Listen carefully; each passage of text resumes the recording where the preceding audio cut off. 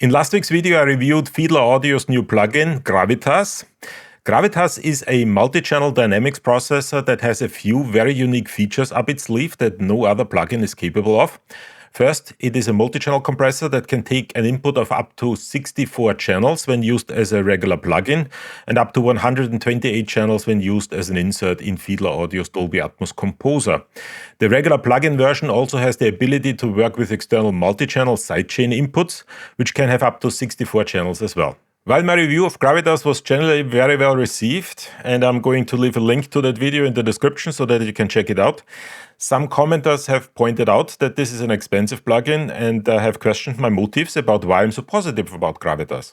Now, I think this is a fair point of criticism, so I felt it makes sense to do a little follow-up video showcasing an example of an application of Gravitas that, to my knowledge, you cannot do with any other plugin. What we're going to do is take a 16-channel track as an input and sidechain that with another 16-channel track. And while I could use any multi-channel layout for input, such as a 9.1.6, I'm going to go one step further. I'm going to use third-order ambisonics for that purpose. So here we go, sidechaining a third-order ambisonics track with another third-order ambisonics track with the help of the Fiedler Audio Gravitas plugin. Let's get started.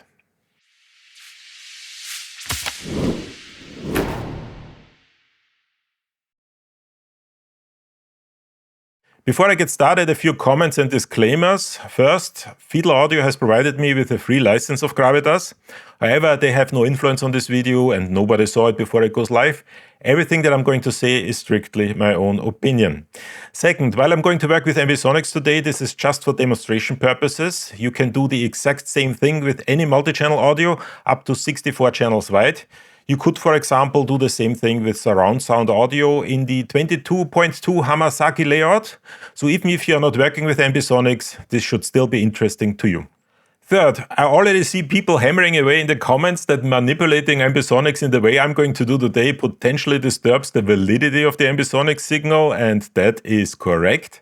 However, as I've said in previous videos, if it sounds good, it is good. Whether the resulting signal is proper ambisonics or not is technically interesting, but doesn't really take away from the validity of the effect that we are going to create. And finally, we need to use a digital audio workstation that can handle multi-channel sidechaining with 16-channel tracks. This is why I'm going to work with Reaper today. I'm going to use Reaper on a Mac, but everything works in Windows in exactly the same way. And with that being said, let's hop into Reaper. Okay, here I have an empty session of Reaper, and I'm going to go through the entire setup process because I feel it might make sense to show you how exactly we're going to do what we're going to do.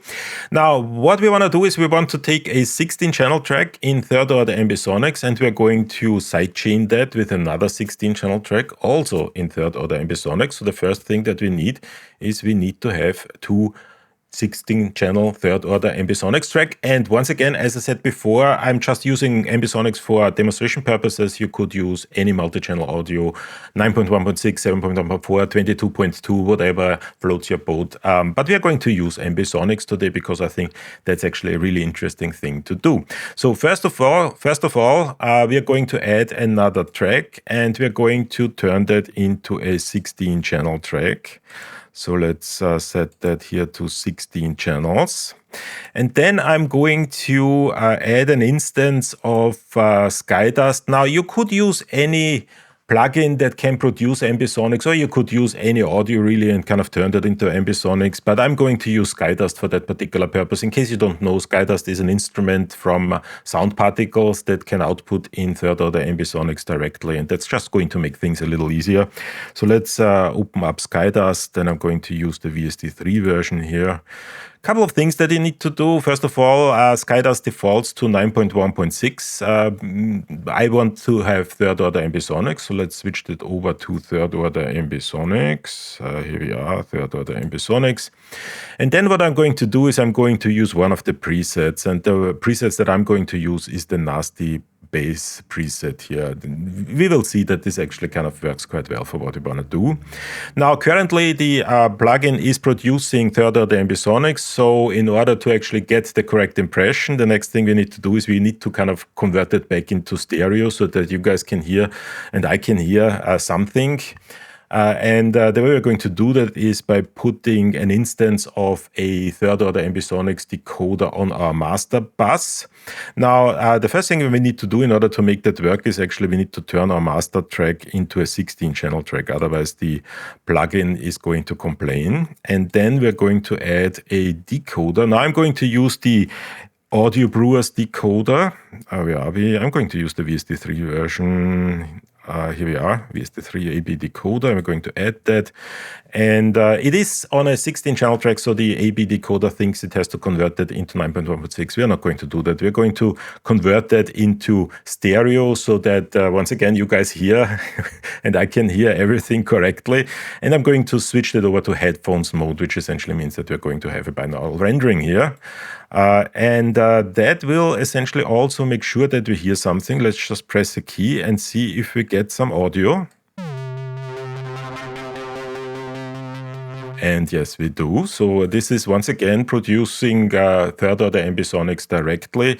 And this is then routed into the master bus. And in the master bus, it is converted back into stereo, to binaural to be exact. Let's just double check if the routing is correct. And this is always a good idea to kind of just make sure that everything is sent. So we have all the 16 channels sent onto the master bus. So all 16 ambisonics channels are going into the master bus, and therefore everything is essentially converted correctly. You could also see that simply by looking at the decoder. So if we press the C key again, we see that essentially we have signal coming in on all 16 channels.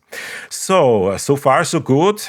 This is the signal that we want to sidechain with Gravitas. So the next thing I need to do is I need to add a second track that we're going to use as the sidechain input in order to sidechain our signal that comes out of Skydust. And we're going to use a kick sample for sidechaining. And this kick sample we are going to spatialize in three-dimensional space in order to get a 16-channel ambisonic signal, and then essentially use that 16-channel ambisonic signal as the sidechain input for our compression. So let's first add a new track, and this track is going to hold the kick sample. So let's add our kick sample. I'm going to use the kick sample that I used in some of my previous videos. Very basic kick sample, nothing particularly special. Then we're going to turn that into ambisonics. So the first thing we need to do is we need to switch that over to a 16-channel track. And then we're going to add a ambisonics encoder, because we already have the ambisonics decoder on our master bus. So if we now play everything, we are not going to get the correct impression. So we first need to encode that into ambisonics. And similarly to the decoder, I'm going to use the AB encoder. Going to add that here. This is going to add, or this is going to encode the signal from the stereo signal that it currently is into third-order ambisonics. Let's just make sure that everything is routed correctly. Yes, all 16 channels are going into the 16 channels of the master bus, and that essentially means if I now play the audio, so let me just kind of play that here. I have the audio coming in from the kick, and it's going to be converted into ambisonics and then essentially converted back into stereo. So the next thing I need to do is I need to add a MIDI clip to our Skydust track so that we can actually hear something. So let me just add a MIDI clip here. And what I'm going to do is simply add a new MIDI item. And then let's do that here. So that sounds okay. And that should now already play everything. So let's just loop that section. And then let's play.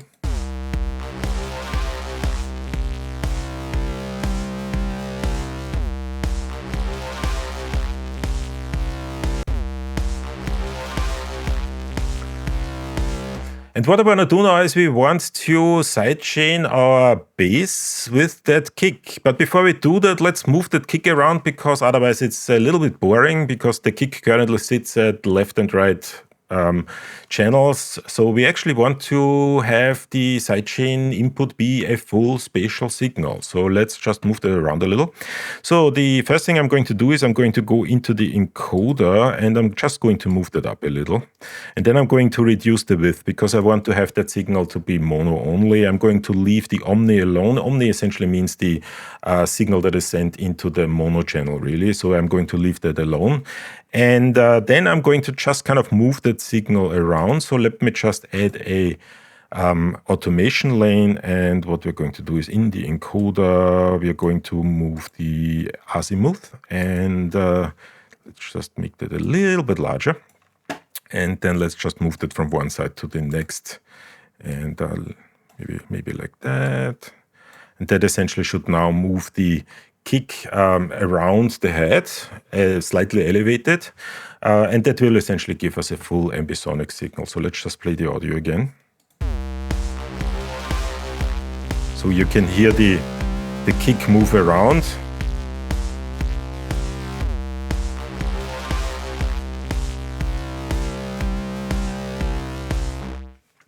And that's what we're going to use in order to do the side chaining. Before I add Gravitas, let me do one additional thing, and that is add an energy visualizer that allows me to visualize the energy and where it is in the third order ambisonic signal. That will help me understand what exactly the side chaining is going to do. And for that purpose, let me just kind of turn off Switch Reaper into windowed mode, because macOS has this annoying tendency to switch workspaces if you have an application in full screen. That way, essentially, kind of you guys are not going to be distracted by kind of workspaces moving around like crazy. What we're going to do is we're going to simply add a new insert here, and this insert is going to be an energy visualizer, and you can use any ambisonics energy visualizer as you like. I'm going to use the IAM one. That's the one that I always use, and we just need to make sure that we have it in front of the decoder, otherwise we are not going to visualize things correctly. And let's just see if everything works. So if you play the audio now, you essentially see let me just mute. So you see the kick moving around, and you see the signal from Skydust kind of also moving around slightly. Okay, and now we have everything in place in order to do some sidechaining. Before I continue, a quick reminder, if you have enjoyed this video so far, please give it a like and subscribe to my channel. If you have any questions or comments, please either use the comment section below or join us on our Discord server. The invite link is in the description. If you want to support this channel, you can do so by becoming a member either through YouTube or Patreon. There's also a free membership option on Patreon. You can also use one of the affiliate links below or buy some of my In Immersion We Find Presence merch, like this coffee mug, for example. Links are in the description as well. All contributions to this channel are used to purchase the software and hardware I talk about on this channel. And with that being said, let's get back to our Reaper project and add Gravitas. So let's do some sidechain compression with Gravitas. And once again, what we want to do is we want to take 16 channels in order to drive the compressor for another 16 channel track. So we are going to have 32 channels in total. So the first thing that we need to do is we need to add a 32 channel track that can hold enough channels for Gravitas to do all the compressing with the 16 channels of input signal and the 16 channels of sidechain signal. So let me just close that here maybe, and let's add another track, and we're going to turn that into a 32 channel track. And then the next thing that I need to do is I need to route the channels of the two tracks that I have right now appropriately. And the way I'm going to do that is I'm going to route the Skydust, the signal that's coming out of Skydust, into the first 16 channels of this 32 channel track, and then the 16 channels that are coming out of the kick signal into the second 16 channels of this 32 channel track. And then I will tell the plugin Gravitas what of those channels are the sidechain channels and what are the input channels. But one thing after another, let's first route everything correctly. So first of all, let's go into the routing sections of Skydust, and what we want to do is we add an additional send, and we want to send that into this new track. And what we want to do is we want to send the first 16 channels, or the 16 channels in this particular case, and we're going to want to send them into the first 16 channels here. And then I'm also going to turn off the master send, because once again, this is the signal, this is the input signal that's going to be processed by the compressor. I don't want to duplicate that and send a duplicate signal into the master. I just want to have the one that's going through the Gravitas compressor. And then I'm going to do the same thing for the second track that holds the kick signal, and in this particular case, I'm going to actually leave the master send alone because I also want to send it into the master so that I actually have the dry signal, so to speak. And then we're going to have the signal also sent or also forwarded into the track that kind of does the compression. So we're going to add an additional send into this new track. And what we're going to do is we're going to send all 16 channels, and we're going to forward them into the channels number 17 to 32. So the first 16 channels are the channels from Skydust. The second 16 channels are the channels from the kick signal. So let's do that as well. And that essentially means that now I have all 32 channels going into the 32 channel track. So the next thing I need to do is simply add an instance of Gravitas. So let's do that. So let's add an instance of Gravitas. I already searched here, so let's open up Gravitas here. And that essentially will add Gravitas. Now, if we go into the input selector or the input configurator of Gravitas, which is this button here, you will see that Gravitas understands that it sits on a 32 channel track. Now, because Reaper doesn't really specify exactly what these channels are used for, Gravitas makes an educated guess what those channels are. So you will see a certain naming convention here. But in our particular case, we actually have two ambisonic signals that are routed into these 32 channels of this plugin. Now, if you now want to compress the signal, there are really two ways on how we could do that. The first way would be that we simply tell Gravitas which are the channels that drive the compressor and which are the channels that are supposed to be driven by the compressor.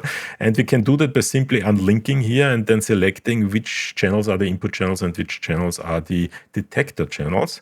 But I'm actually going to do that in a different way. I'm going to use the possibility of using a multi-channel sidechain input. And in order for that to work, what I need to do is I need to tell Gravitas which channels are the sidechain channels. I do that here in the routing or in the input routing configuration. Now, for some reason, Reaper insists on opening that window on my secondary screen. So here we are. So what I want to do is I want to have the channels number 17 to 32. So these one, here we are. This is 17. And we want to not have them come in as the regular input. We actually want to use them as the sidechain input. So we're going to kind of deselect here, and then we're going to set that here we are, sidechain 1. Yeah, that's sidechain 1, channel 17. And we're going to kind of select that to be our sidechain input. And that will make sure that Gravitas understands that the first 16 channels are the regular input signal and the second 16 channels are the sidechain input or the external sidechain input. So let's play our audio and then let's play a little bit with Gravitas and see what it can do when we compress a 16-channel audio with another 16-channel audio. So let's play the audio.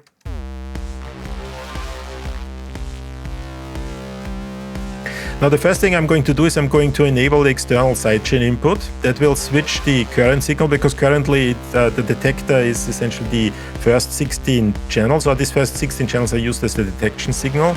So let's turn on the external sidechain input, and that we now see that this is actually the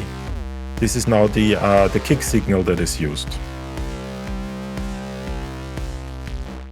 Now, before I continue, a couple of things that I probably need to explain. And the first thing is that currently, all these channels are linked in order to determine how much the compressor should actually compress the 16 channels from the input signal. And we can change that. So what we can do, for example, is we can change the linkage to 0. And that essentially means that now each channel is compressed with the corresponding channel from the sidechain input, which essentially makes Gravitas a multi-mono plugin. Now that's interesting, but that's not particularly exciting because that's something that you could do with a sequence of compressors, for example, in Reaper. But what we can do is we can link those. And by linking those, we can tell Gravitas to not only compress every channel with the corresponding sidechain input, but to actually kind of combine those and use a combined signal in order to drive the compressor for the 16 channels that are the input. And we can choose how much of that is going to be on the individual tracks and how much is going to be linked. If we set 100%, it's going to be 100% linked. If we set 0, once again, it's going to be 0 linked. And if we link them, we can additionally tell the compressor how the compressor should actually react. Should it react to the average signal, or should it react to the peak signal, or should it react to the lowest signal? And that will allow us to kind of customize the flavor of our sidechain compression. And with that being said, let's turn on our audio and let's see how we can actually compress that. So let's turn our audio on. Now I'm going to turn the auto gain off because for this particular application that actually is counterproductive. And let's kind of turn this threshold down. And what I'm probably going to do is I'm going to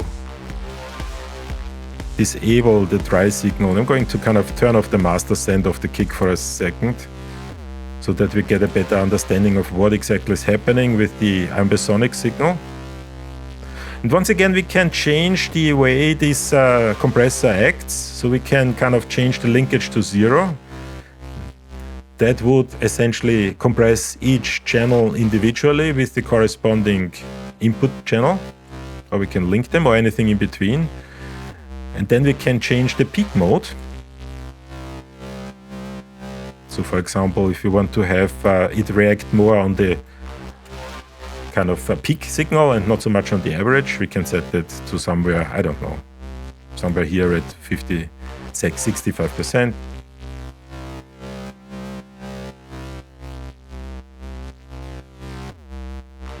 And what is now happening is that and let me open up the energy visualizer. This ambisonic signal is compressed with the help of the kick, which is also an ambisonic signal. So we're compressing one ambisonic signal with another ambisonic signal. And we can play around with these features. So if we change the linkage, for example, you will actually hear a difference. So let me just turn the linkage to 0.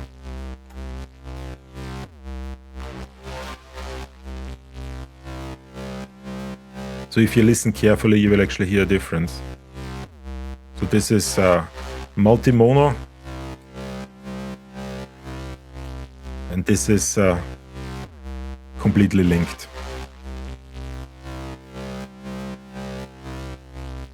Once again, multi-mono.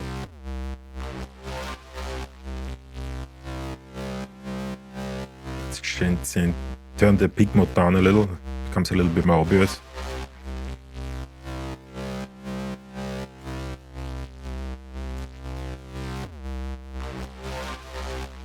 That allows us to dial in exactly what we want, and that is actually pretty cool. So this is one way to go. So let me turn on the kick again.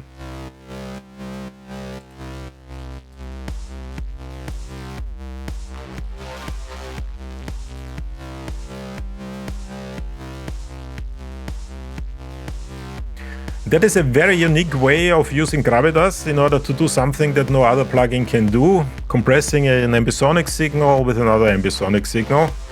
And there's a lot of flexibility here. And once again, this is a fairly creative tool. So, even though many people say that this would probably kind of destroy the validity of the ambisonic signal, once again, as I said before, if it sounds good, it is good. So kind of, I think this is an excellent kind of little creative tool that you can use for all kinds of things. And as I said at the beginning, you can also use that for regular multi-channel audio. So you could, for example, compress a 22.2 signal with another 22.2 signal, whatever floats your boat, whatever is your application, you can do that. And this is one of the reasons why I think that Gravitas is really unique and special, and why I really like it. And that's everything I wanted to say today. Thanks again for watching my videos. I truly appreciate it. If you have any questions or comments, please use the comment section below or join us on our Discord server for a chat. And with that being said, see you all at the next video.